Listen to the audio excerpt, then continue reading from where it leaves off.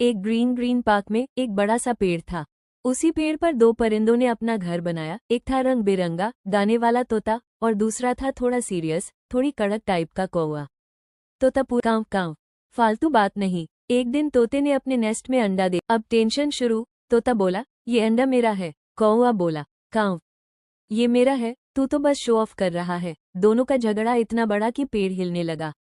तभी अचानक आसमान से जोर की आवाज आई, बूम, और वहां से नीचे आया एक स्टाइलिश चश्मा लगाए स्मार्टफोन पकड़े ड्रैगन।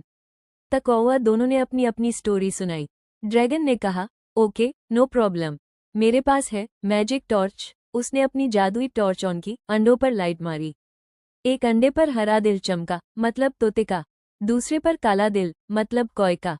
ड्रैगन बोला, लो हो गया सॉल्व, झगड़ा खत्म करो और फ्रेंड बन जाओ। दोनों ने एक दूसरे को देखा, फिर हंस पड़े। तो फिर एक लाइक तो बनता है। और हाँ, ऐसी और धमाकेदार कहानियों के लिए चैनल को सब्सक्राइब करना मत भूलना।